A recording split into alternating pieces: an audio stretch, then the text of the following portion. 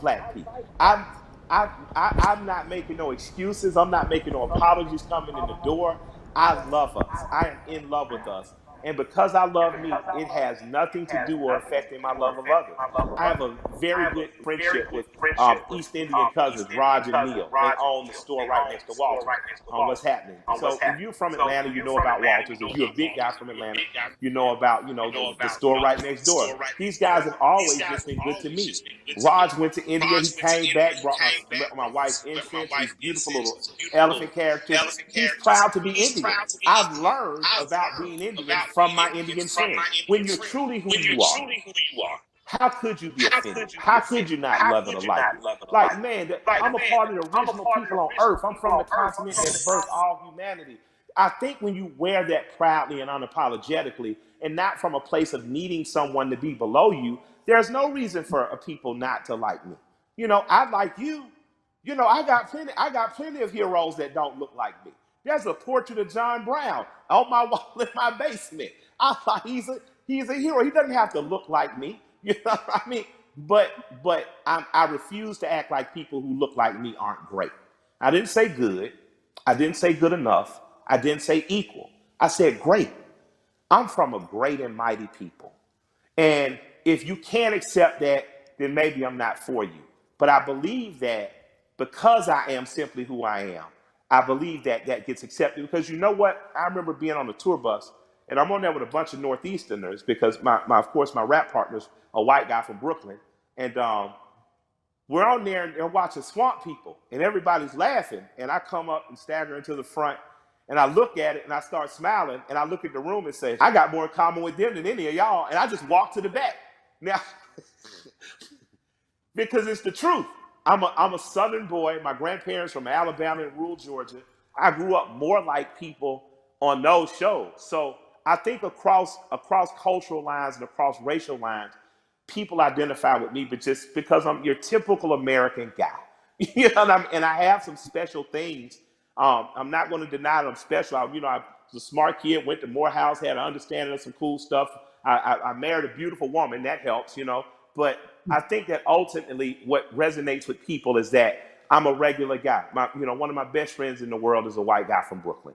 So I think that people understand that I have the ability not to look past your race or ethnicity, not to look past who you are culturally, but to look at it and love it and learn from it without wanting to co-opt it or be it. What you're talking about, in a very succinct and robust way, is really allyship, and that's been a Absolutely. word that, yeah, you have a lot of. It sounds like you have a lot of really great allies that are in your life.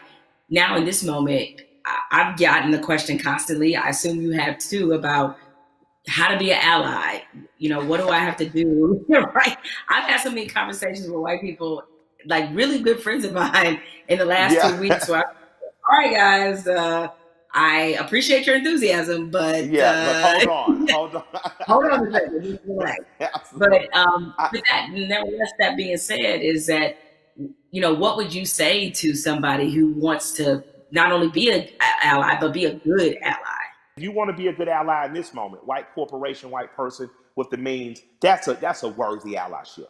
On a ground level, if you're just working hard every week, you don't know what to do, you're an electrician, you're a plumber, grab one young man who doesn't look like you, a young woman, and teach them that trade.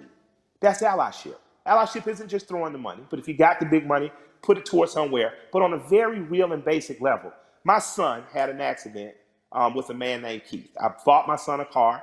My son Malik, with a very pretty girl in the front seat, rear-ended this guy Keith. Uh, Calls me. I pull up to Keith and the police officer. I say if he'll allow me to handle this privately, I just don't want to call my insurance company because I had just got in an accident. I drive fast.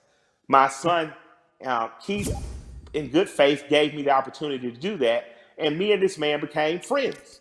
I'm literally friends with this white man who told me about Atlanta pre-white flight and desegregation, who's taught me about fatherhood and the importance of presence in your child's life. That doesn't happen if we're not open for it to happen. So an allyship with white people doesn't have to be an organization of saving the world, but you do have to do what me and Keith did. You do have to, on blind faith, trust someone who doesn't look like you and allow that person to educate you. So an allyship is not just calling your black friend saying what I do, It's going to black organizations that might be local and saying, what am I doing? It's calling your friend and saying, what's the next thing you're doing? And I want to be an extra set of hands. Doesn't mean you get to go to the black people meeting, but it does mean if they say, I'm going to feed people on Skid Row, you show up.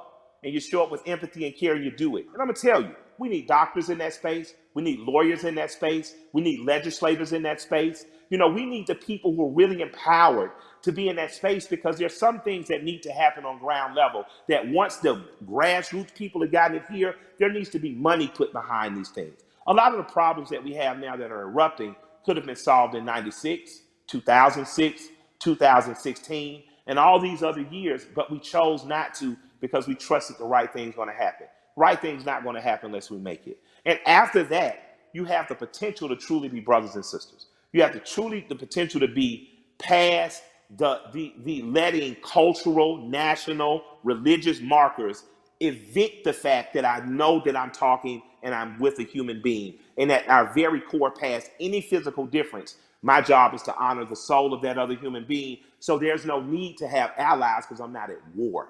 I truly have a brother and sister. There's no need to have an ally because there's no threat of war. I refuse to send any 18-year-old boy or girl off to die. And that has to be something that's much, much deeper than policy, much, much deeper than the human condition in the last 500 years. We have to get back to that. So that's my humble opinion. I don't know, where that takes white America, but I hope we stay standing up, fighting together.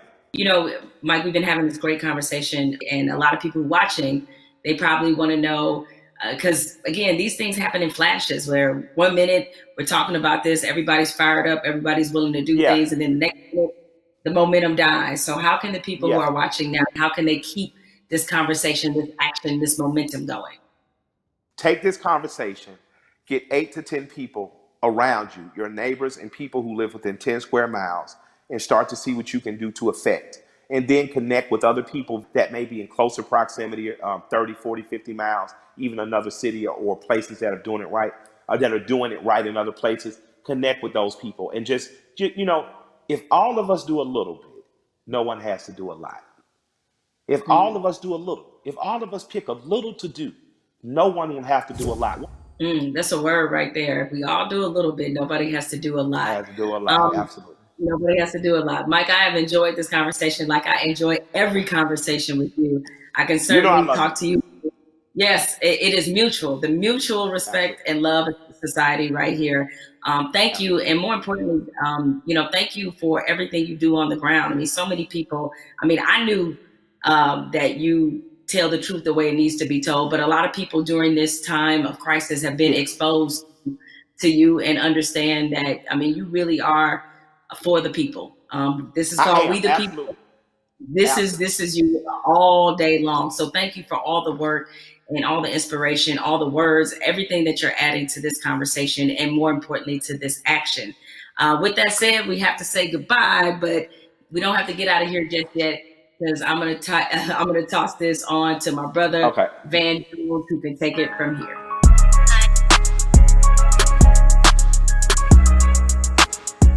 Jamel and I, we spent the past hour, we've been talking to Killer Mike, we've been talking to Elaine Welteroth. We also got a chance to see that amazing video from Lil Baby. Jamel, what did you get from your conversation with Killer Mike? And more importantly to me, what do you make of this moment that we're in? The one thing you can always expect from Killer Mike is blunt honesty. I think that's why a lot of people look at him as a really credible voice right now.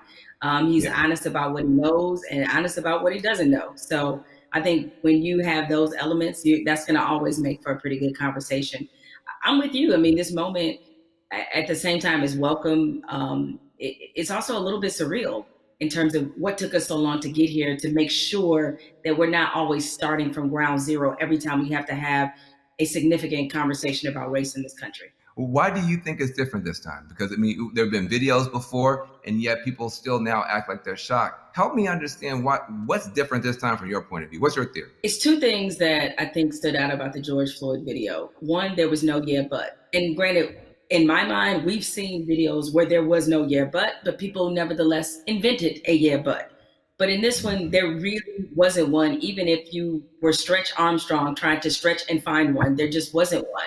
What always has just stuck with me is the look on this officer's face as he was kneeling on George Floyd's neck. It was so cold. It was as if this were Thursday. And he showed such little emotion, remorse, any emotion you want to name. He didn't show any of that as he killed a man in the middle of the street with bystanders looking on. So I think that situation, coupled with the fact we had already been reeling from Ahmaud Arbery, we had already been reeling from Breonna Taylor.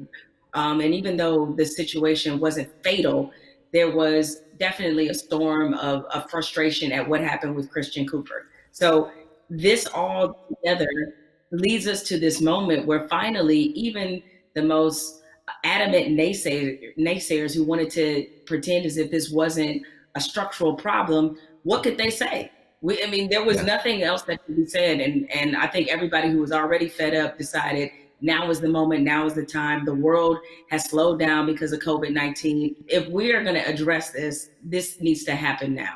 I've never seen 20, 30 million white people asking Black people for leadership. That's interesting because they start going, what do you want me to do? I'm like, well, I don't know. Google is a powerful tool. I don't know. I'm realizing now, though, that this is an honest question. How do you think that we as African Americans and our allies can rise to meet a moment like this and actually accept the fact that we may actually have a couple million new allies? And how do we deal with that? That's new for us. I'm glad you used the word leadership because there's a difference between us being put in a leadership position and us being put in an educational position. The educational part, we are long past, right? We don't want to be educating anybody else about race. We're not here to soothe you. We're not here to make you feel better. But leadership is something different. And it looks different depending on how you want us to take that leadership. Certainly, we are accustomed to being a voice on these issues. We're accustomed to setting the agenda. It's fine if we continue to lead in that direction. I think what we're looking for is, if this were, a relay race, we want to pass the baton and we want you to be able to say, okay, here's what we've been feeling about this issue. Here's what needs to happen to change it. The other part of this race is that you got to be willing to run it just as hard and as fast as we are. Because if you're not, that's why we remain stuck in the flying pattern that we've been in for hundreds of years and decades as we've tried to reconcile this issue. So we have to figure out what is the most useful way of allyship. We see a lot of people throwing statements around. We see a lot of people throwing money around. We need that to be a focused effort, and more importantly, to be vocal about it. I can't take any more double-sidedness. There can be no more other-siderisms, if I may make up a word, meaning that you give over here and you're a company that is like, yeah, Black Lives Matter, except for in my boardroom where they don't, or except for my organizational chart where they don't. So I'm done with that, right? That's great. Charity's great.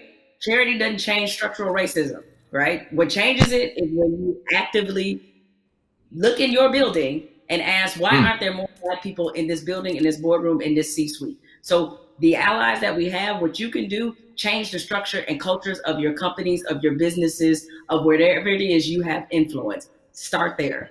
The thing I try to tell people is, it puts us in a no-win situation. I want our white sisters and brothers to be better educated and to care more, but I don't want to have to bear the burden of trying to teach and educate all the time. The reason you pay tuition is because it's costly to educate someone. You coming up to me and saying, educate me, that's costly to me emotionally and from a time point of view. Also, I think we have to be very honest. Nobody would go up to somebody and say, teach me Russian in 5 minutes. And by the way, make me feel good about it.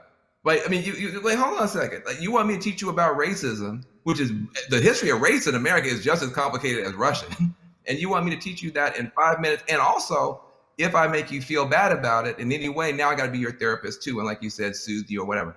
That's got to stop. I would love for somebody to come to me and say, I made my whole family watch the 13th and read The New Jim Crow and read White Fragility. And we had a question on page 52. Now, hey, we can have that conversation all day long because you're doing your homework, but don't flop on me like you never heard of Google. If you want to know about cryptocurrencies or whatever, you find that stuff out before any Black person ever heard of it. So I'm sure you can educate yourself about anything you want to know. I have to say something to you because I've never gotten a chance to talk to you. I feel like I know you.